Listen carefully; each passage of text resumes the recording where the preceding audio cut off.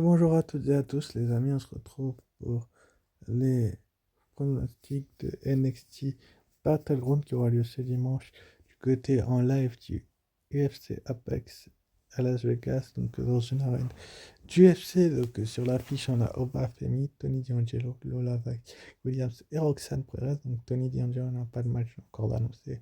Peut-être que ce sera le cas pour son Heritage Cup. On verra bien. Enfin bref. Pour lancer ces pronostics, donc on va avoir le droit au match pour les titres par équipe de la NXT. Donc, j'ai aussi Luke Gallows et Carl Anderson contre Axiom et Nathan Fraser. Donc, Axiom et Nathan Fraser qui sont deux compétiteurs très très méritants et qui méritent énormément ce titre face aux aussi, qui ont de cesse que de les attaquer depuis les dernières semaines. À chaque fois qu'Axiom et Nathan Fraser cherchaient à on va dire, mettre les titres en valeur et gâcher un petit peu ça après les matchs. Là, on règle les comptes dans le ring et Axiom et Nathan Fraser ont battu une équipe qui a été draftée. J'ai aussi, donc Luke Gallows et Carl Anderson sont une équipe qui, pour moi, mérite un petit peu les titres, mais pas complètement. Ils n'ont pas fait totalement leur preuve. Donc, je vais partir sur une conservation des titres. C'est risqué, je sais, de Axiom et Nathan Fraser, mais je peux me tromper, bien évidemment. Je pense que Axiom et Nathan Fraser vont rester champions par équipe et on verra bien ce qui se passera par la suite pour eux. Enfin bref.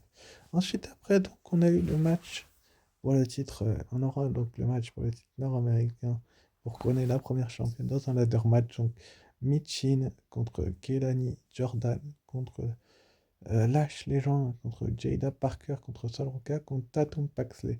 Moi, je vais procéder par élimination. Déjà, Michin, elle ne remportera malheureusement pas ce titre. Elle ne fait pas partie totalement de la NXT. Lash Legend pourrait être une prétendante à ce titre, mais je trouve qu'avec Métaphore et avec l'histoire avec Trick Williams, ça peut la perturber un petit peu dans sa tête, mais je peux me tromper.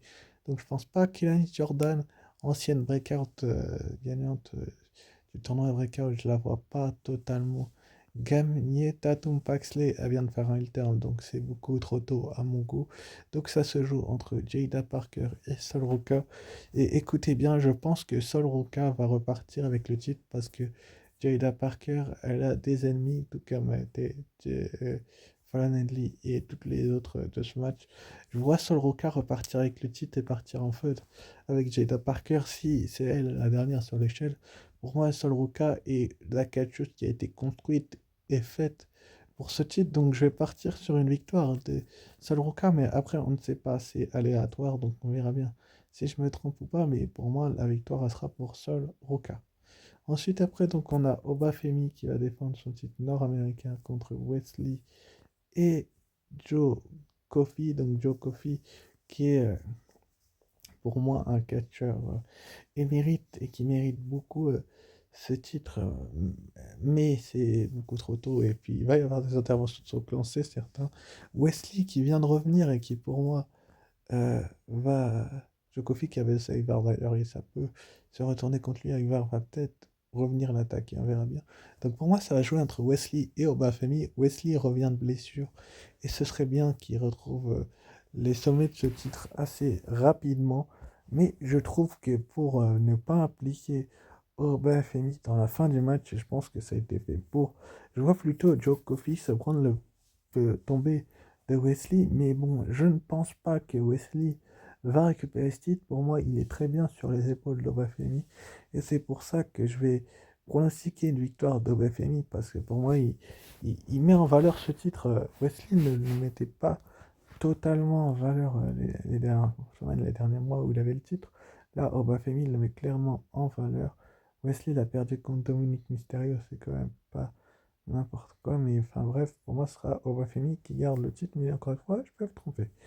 Ensuite, après, donc, on aura le NXT Underground match, donc Lola Vice contre Shayna Baszler. Lola Vice et Shayna Baszler qui étaient en équipe contre Carmen Petkovic et Natalia il y a de cela 2 semaines du côté de NXT, si je ne m'abuse.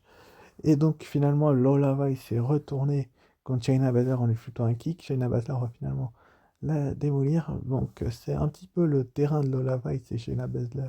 elle a des choses à faire dans le roster principal. Donc je pense que Lola Vice va s'en sortir. Je vois pas Shayna Baszler repartir victorieuse. Ça aurait pas énormément de sens. Pour moi, l'ascension de Lola Vice, qui est la gagnante du Breakout Tournament de cette année, elle doit gagner ce match pour tout simplement consolider un petit peu son personnage et simplement prouver au monde entier qu'elle mérite tout simplement ce titre qu'elle a eu, même si elle n'a pas récupéré le titre derrière. Mais ça, c'est une autre histoire. Elle a peut-être un match de championnat à aller récupérer derrière. C'est un peu stupide de dire ça comme ça, mais j'ai du mal à voir Shayna Baszler gagner cette rencontre. Donc pour moi, Lola Vice va s'imposer et va nous faire sa danse habituelle. Ça va être assez rigolo si c'est le cas, mais bon, elle va mettre KO, elle va faire abandonner Shayna Baszler. Et ce sera peut-être le plus amusant, je pense, là-dessus. Ensuite, après, donc, on aura le match pour le titre féminin de la NXT. Enfin, les choses sérieuses commencent. Roxanne Perez, la championne NXT, qui va remettre son titre en jeu contre la participante du Royal Rumble, Jordynne Grace, la championne d'Impact Wrestling, donc des TNA Impact. Est-ce que Jordynne Grace a les épaules pour ce titre? J'ai envie de vous répondre que oui, elle a les épaules. Mais c'est pas le moment de faire perdre ma doudou, ma préférée, ma protégée. La petite prodige Roxane Perez a vu à peine de débuter son règne il y a si peu de temps. Certes, il y a eu la draft et cette histoire dont elle voulait aller à Raw. Mais bon, je pense qu'elle l'a pris un petit peu à travers de la gorge. Mais bon, les champions n'étaient pas éligibles, donc elle ne pouvait pas être choisie. Est-ce qu'ils en ont mis ce match-là en place pour justement qu'elle parte vers d'autres horizons ensuite et dans le roster principal peut-être?